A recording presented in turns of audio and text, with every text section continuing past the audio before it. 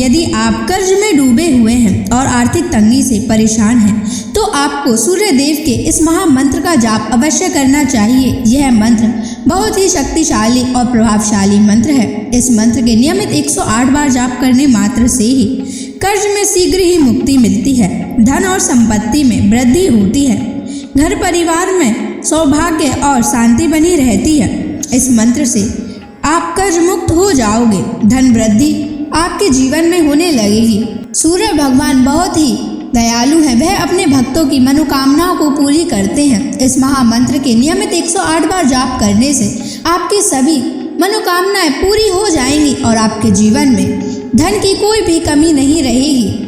आप अपने जीवन में उन्नति प्राप्त करेंगे, आपको हमेशा सफलता ही प्राप्त होगी। इसलिए प्यारे भक्तों, इस मंत्र को साधारण समझने की गलती बिल्कुल भी ना करें। यह मंत्र बहुत ही प्रभावशाली मंत्र है। इस मंत्र का प्रभाव तुरंत ही दिखाई देने लगता है। अगर आप सच्ची श्रद्धा के साथ इस मंत्र का नियमित 108 बार जाप करेंगे तो आपका जीवन खुशियों से भर जाएगा और आपके जीवन में कभी भी धन की कमी नहीं आएगी। इसलिए प्यारे भक्तों, इस मंत्र का नियमित 108 बार जाप करें और पूरी श्रद्धा के साथ करें। अगर आप सूर्य देव का आशीर्वाद प्राप्त करना चाहते हैं तो इस वीडियो को लाइक और चैनल को सब्सक्राइब जरूर कर दीजिए और कमेंट बॉक्स में जय सूर्य देव अवश्य लिख दीजिए। तो चलिए भक्तों, मंत्र का जाप करना प्रारंभ करते हैं। ओम ह्रीं श्रीं सूर्याय सहस्र तेजसे महाधन प्रदायकाय नमः। ओम ह्रीं श्रीं सूर्याय सहस्र तेजसे महाधन प्रदायकाय नमः। ओम ह्रीं श्रीं सूर्याय सहस्र तेजसे महाधन प्रदायकाय नमः। ओम ह्रीं श्रीं सूर्याय सहस्र तेजसे महाधन प्रदायकाय नमः। ओम ह्रीं श्रीं सूर्याय सहस्र तेजसे महाधन प्रदायकाय नमः। ओम ह्रीं श्रीं सूर्याय सहस्र तेजसे महाधन प्रदायकाय नमः। ओम ह्रीं श्रीं सूर्याय सहस्र तेजसे महाधन प्रदायकाय नमः। ओम ह्रीं श्रीं सूर्याय सहस्र तेजसे महाधन प्रदायकाय नमः। ओम ह्रीं श्रीं सूर्याय सहस्र तेजसे महाधन प्रदायकाय नमः। ओम ह्रीं श्रीं सूर्याय सहस्र तेजसे महाधनप्रदायकाय नमः। ॐ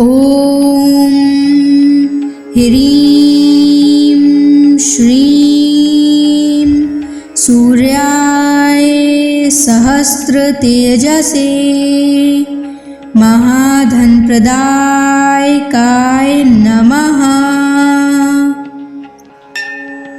ॐ ह्रीं श्रीं सूर्याय सहस्रतेजसे महाधनप्रदायकाय नमः। ॐ ह्रीं श्रीं सूर्याय सहस्रतेजसे महाधनप्रदायकाय नमः। ॐ ह्रीं श्रीं सूर्याय सहस्रतेजसे महाधनप्रदायकाय नमः। ॐ ह्रीं श्रीं सूर्याय सहस्रतेजसे महाधनप्रदायकाय नमः। ॐ ह्रीं श्रीं सूर्याय सहस्रतेजसे महाधनप्रदायकाय नमः। ॐ ह्रीं श्रीं सूर्याय सहस्रतेजसे महाधनप्रदायकाय नमः। ॐ ह्रीं श्रीं सूर्याय सहस्रतेजसे महाधनप्रदायकाय नमः। ॐ ह्रीं श्रीं सूर्याय सहस्रतेजसे महाधनप्रदायकाय नमः। ॐ ह्रीं श्रीं सूर्याय सहस्रतेजसे महाधनप्रदायकाय नमः। ॐ ह्रीं श्रीं सूर्याय सहस्रतेजसे महाधनप्रदायकाय नमः। ॐ ह्रीं श्रीं सूर्याय सहस्रतेजसे महाधनप्रदायकाय नमः। ॐ ह्रीं श्रीं सूर्याय सहस्रतेजसे महाधनप्रदायकाय नमः। ॐ ह्रीं श्रीं सूर्याय सहस्रतेजसे महाधनप्रदायकाय नमः। ॐ ह्रीं श्रीं सूर्याय सहस्रतेजसे महाधनप्रदायकाय नमः। ॐ ह्रीं श्रीं सूर्याय सहस्रतेजसे महाधनप्रदायकाय नमः। ॐ ह्रीं श्रीं सूर्याय सहस्रतेजसे महाधनप्रदायकाय नमः। ॐ ह्रीं श्रीं सूर्याय सहस्रतेजसे महाधनप्रदायकाय नमः। ॐ ह्रीं श्रीं सूर्याय सहस्रतेजसे महाधनप्रदायकाय नमः। ॐ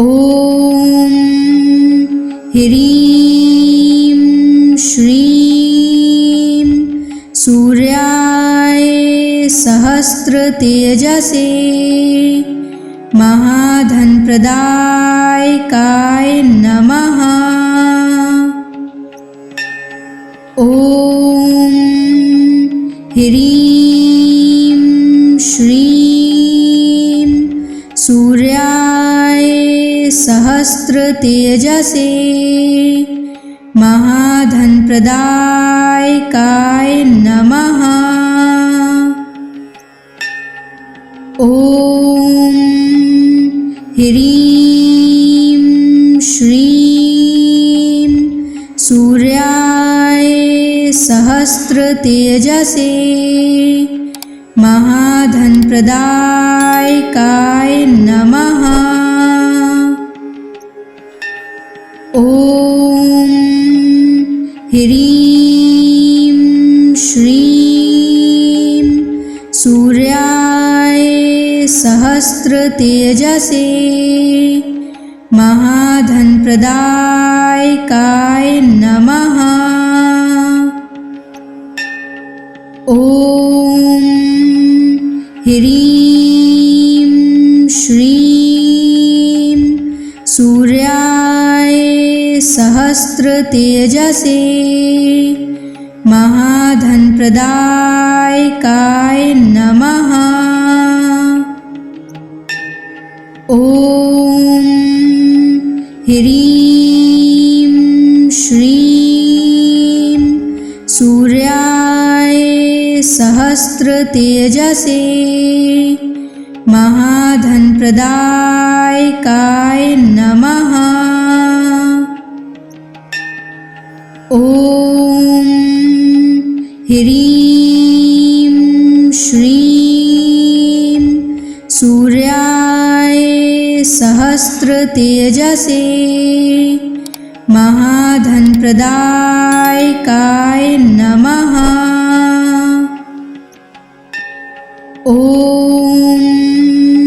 ह्रीं श्रीं सूर्याय सहस्रतेजसे महाधनप्रदायकाय नमः। ॐ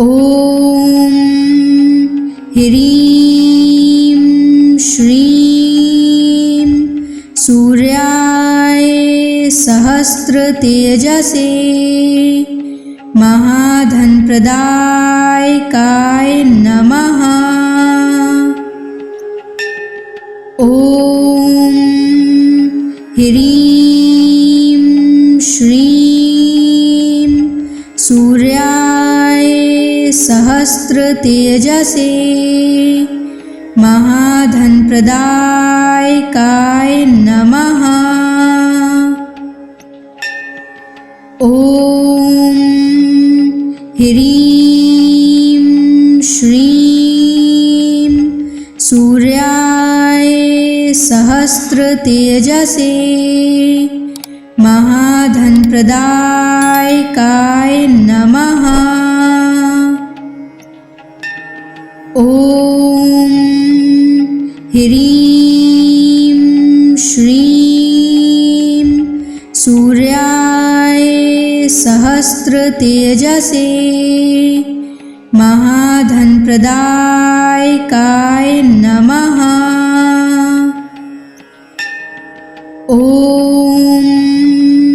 ह्रीं श्रीं सूर्याय सहस्रतेजसे महाधनप्रदायकाय नमः। ॐ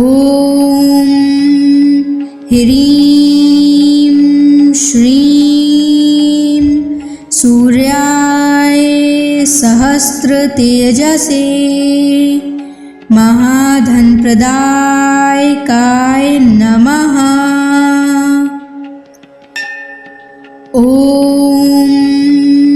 ह्रीं श्रीं सूर्याय सहस्रतेजसे महाधनप्रदायकाय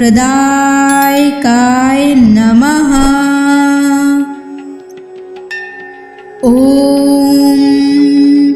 ह्रीं श्रीं सूर्याय सहस्रतेजसे महाधनप्रदायकाय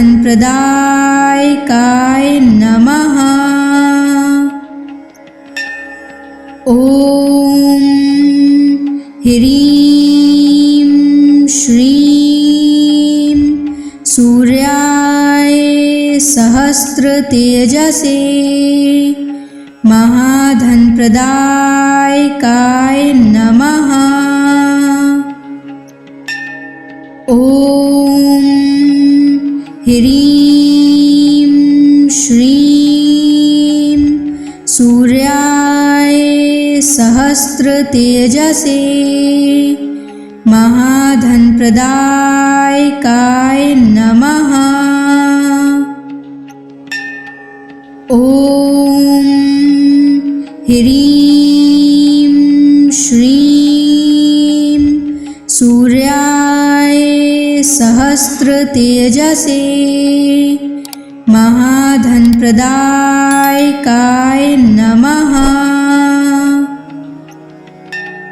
ॐ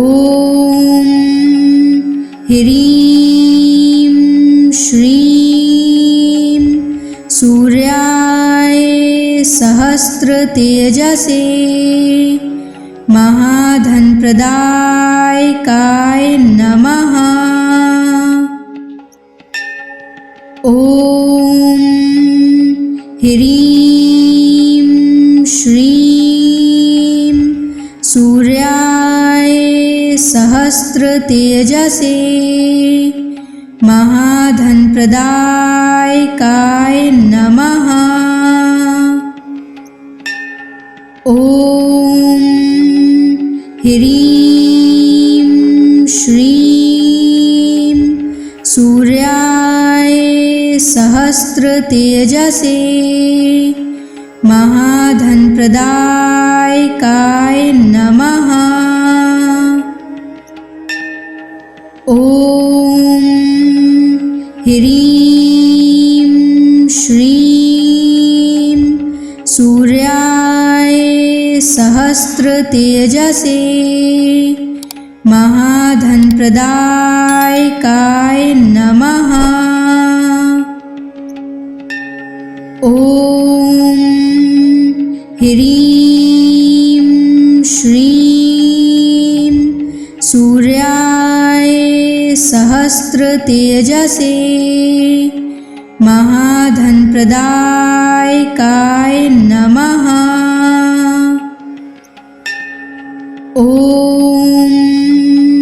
ह्रीं श्रीं सूर्याय सहस्रतेजसे महाधनप्रदायकाय नमः।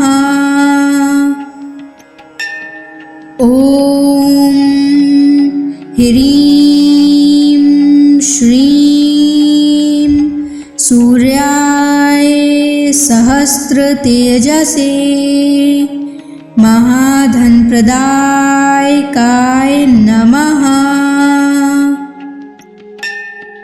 ॐ ह्रीं श्रीं सूर्याय सहस्रतेजसे महाधनप्रदायकाय नमः। ॐ ह्रीं श्रीं सूर्याय सहस्रतेजसे महाधनप्रदायकाय नमः। ॐ ह्रीं श्रीं सूर्याय सहस्रतेजसे महाधनप्रदायकाय नमः। ॐ ह्रीं श्रीं सूर्याय सहस्रतेजसे महाधनप्रदायकाय नमः। ॐ ह्रीं श्रीं सूर्याय सहस्रतेजसे महाधनप्रदायकाय नमः। ॐ ह्रीं श्रीं सूर्याय सहस्रतेजसे महाधनप्रदायकाय नमः। ॐ ह्रीं श्रीं सूर्याय सहस्रतेजसे महाधनप्रदायकाय नमः। ॐ ह्रीं श्रीं सूर्याय सहस्रतेजसे महाधनप्रदायकाय नमः। ॐ ह्रीं श्रीं सूर्याय सहस्रतेजसे महाधनप्रदायकाय नमः।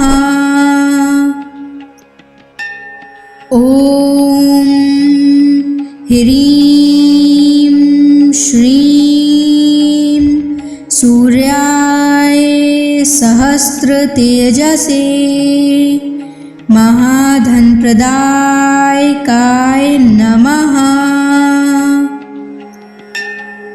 ॐ ह्रीं श्रीं सूर्याय सहस्रतेजसे महाधनप्रदायकाय नमः। ॐ ह्रीं श्रीं सूर्याय सहस्रतेजसे महाधनप्रदायकाय नमः। ॐ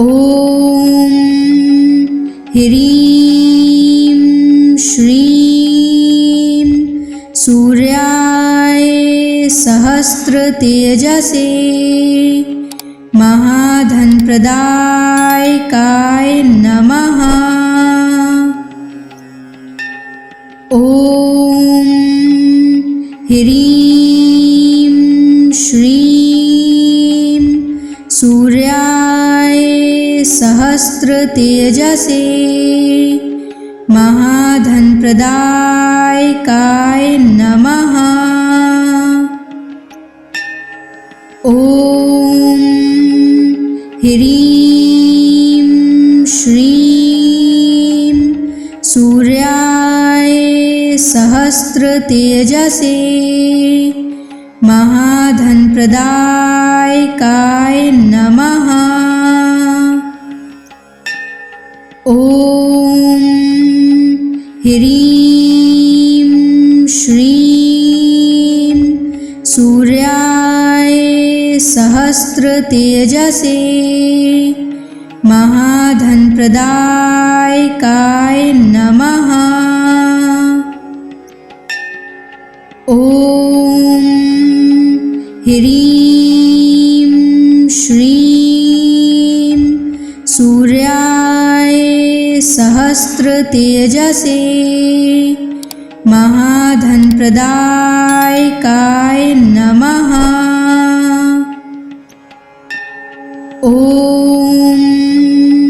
ह्रीं श्रीं सूर्याय सहस्रतेजसे महाधनप्रदायकाय नमः।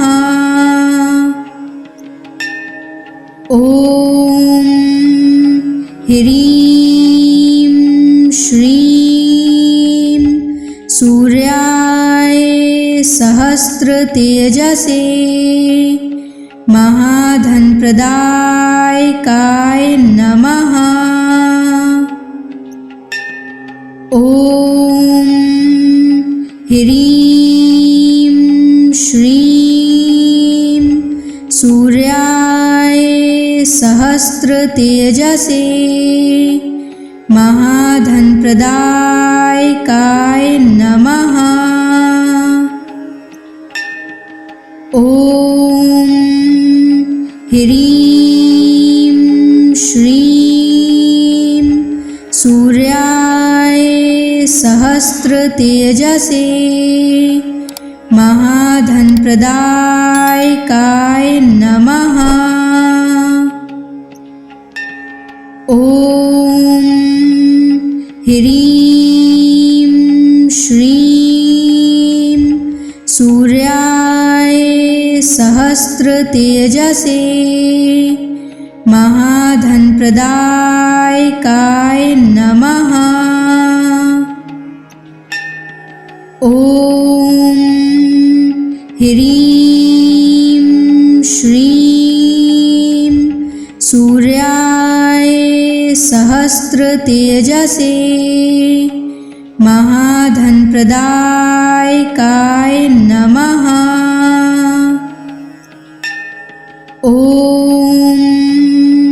ह्रीं श्रीं सूर्याय सहस्रतेजसे महाधनप्रदायकाय नमः। ॐ ह्रीं श्रीं सूर्याय सहस्रतेजसे महाधनप्रदायकाय नमः। ॐ ह्रीं श्रीं सूर्याय सहस्रतेजसे महाधनप्रदायकाय नमः। ॐ ह्रीं श्रीं सूर्याय सहस्रतेजसे महाधनप्रदायकाय नमः।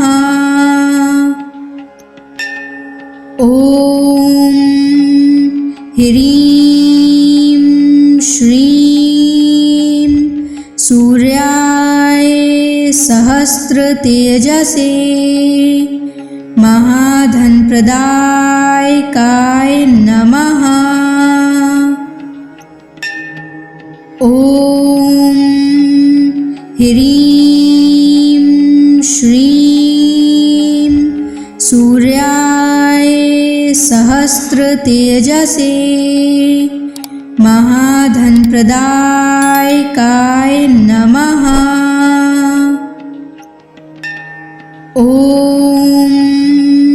ह्रीं श्रीं सूर्याय सहस्रतेजसे महाधनप्रदायकाय नमः। ॐ ह्रीं श्रीं सूर्याय सहस्रतेजसे महाधनप्रदायकाय नमः। ॐ ह्रीं श्रीं सूर्याय सहस्रतेजसे महाधनप्रदायकाय नमः। ॐ ह्रीं श्रीं सूर्याय सहस्रतेजसे महाधनप्रदायकाय नमः। ॐ ह्रीं श्रीं सूर्याय सहस्रतेजसे महाधनप्रदायकाय नमः। ॐ ह्रीं श्रीं सूर्याय सहस्रतेजसे महाधनप्रदायकाय नमः। ॐ ह्रीं श्रीं सूर्याय सहस्रतेजसे महाधनप्रदायकाय नमः। ॐ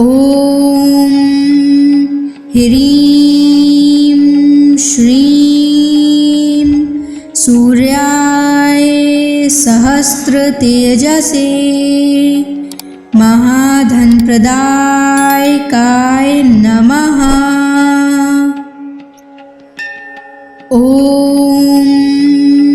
ह्रीं श्रीं सूर्याय सहस्रतेजसे महाधनप्रदायकाय नमः। ॐ ह्रीं श्रीं सूर्याय सहस्रतेजसे महाधनप्रदायकाय नमः। ॐ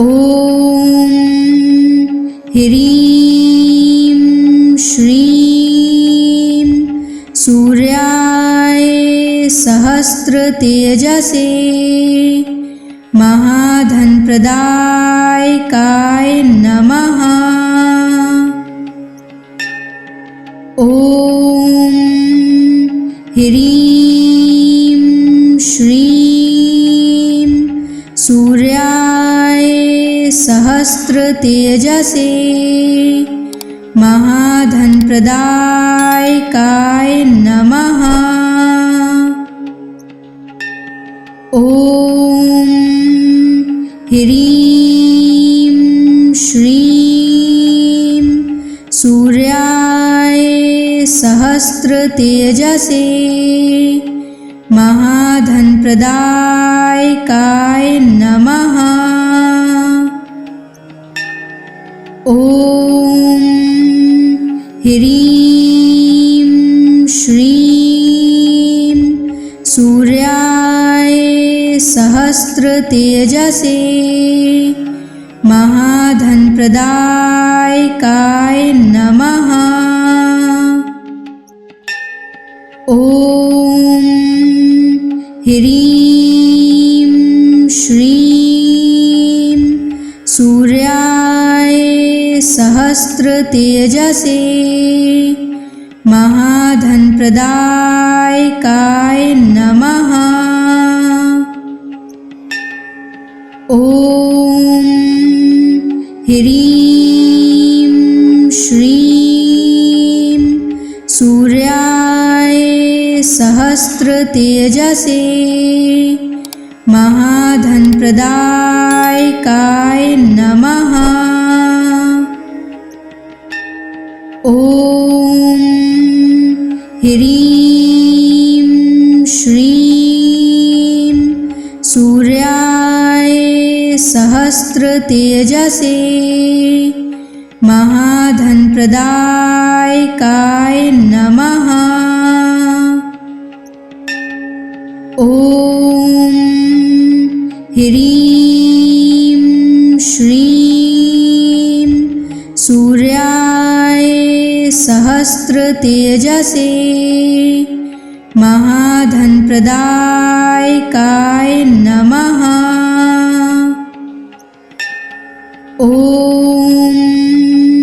ह्रीं श्रीं सूर्याय सहस्रतेजसे महाधनप्रदायकाय नमः। ॐ ह्रीं श्रीं सूर्याय सहस्रतेजसे महाधनप्रदायकाय नमः। ॐ ह्रीं श्रीं सूर्याय सहस्रतेजसे महाधनप्रदायकाय नमः। ॐ ह्रीं श्रीं सूर्याय सहस्रतेजसे महाधनप्रदायकाय नमः। ॐ ह्रीं श्रीं सूर्याय सहस्रतेजसे महाधनप्रदायकाय नमः। ॐ ह्रीं श्रीं सूर्याय सहस्रतेजसे महाधनप्रदायकाय नमः। ॐ ह्रीं श्रीं सूर्याय सहस्रतेजसे महाधनप्रदायकाय नमः। ॐ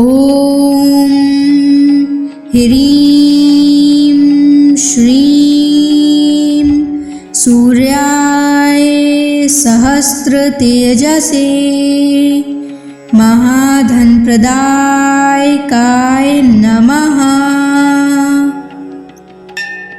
ॐ ह्रीं श्रीं सूर्याय सहस्रतेजसे महाधनप्रदायकाय नमः। ॐ ह्रीं श्रीं सूर्याय सहस्रतेजसे महाधनप्रदायकाय नमः। ॐ ह्रीं श्रीं सूर्याय सहस्रतेजसे महाधनप्रदायकाय नमः। ॐ ह्रीं श्रीं सूर्याय सहस्रतेजसे महाधनप्रदायकाय नमः। ॐ ह्रीं श्रीं सूर्याय सहस्रतेजसे महाधनप्रदायकाय नमः। ॐ ह्रीं श्रीं सूर्याय सहस्रतेजसे महाधनप्रदायकाय नमः। ॐ ह्रीं श्रीं सूर्याय सहस्रतेजसे महाधनप्रदायकाय नमः। ॐ